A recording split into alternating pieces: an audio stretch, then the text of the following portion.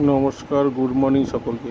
আজ আমরা এসএমএল লিমিটেডের তরফ থেকে আবার চলে এসেছি চাকামারি অঞ্চলের দেবীগঞ্জ এরিয়ায় এমআরএল জেড প্লাসে আরেকটি ডেমো করার জন্য, যেই ডেমোটি পেয়ারা গাছের উপরে হচ্ছে। মেনত এমআরএল জেড যে কোনো গাছে যদি পাতা হলুদ হয়ে যায় সেটি সবাই জানতে চায়। হলুদ হয়ে গেলে পরে স্প্রে করা যাবে কি? অবশ্যই করা যাবে, কারণ আপনাদের কিছু পাতা হলুদ হলে বড় যেই গাছে নতুন পাতাগুলি জন্মায় সেটি এমআরএল জেডকে অ্যাবজর্ব করার মতো ক্যাপাসিটি রাখে। আর এমআরএল জেডে যেহেতু জিঙ্ক আছে, সেই কারণে এমআরএল জেড গাছের পাতার ভিতরে গিয়ে সেই পাতাটিকে সবুজ করে দেওয়ার মতো না। যেই পাতাটা হলুদ হয়ে গেছে সেটা তো হিসেবে, যেই পাতাটি হালকা হলুদ হয়েছে সেটিকে সবুজ করে দেওয়ার মতন ক্যাপাসিটি রাখে।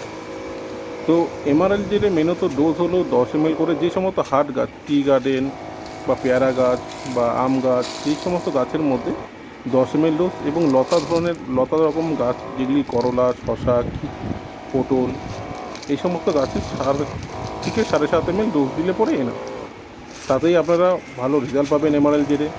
আর প্লাস এমআরএল জেডের সঙ্গে আরও কিছু দিতে হবে কি না, যেরকম ম্যাগনেসিয়াম বা এনপিকে, যদি আপনারা চান দিতে পারেন, তাতেও ভালো রেজাল্ট পাবেন, অসুবিধার কোনো কিছু নেই। তো এমআরএল জেডটি স্প্রে করুন, তার লাভ নিন, এটাই আপনাদের কাছে অনুরোধ।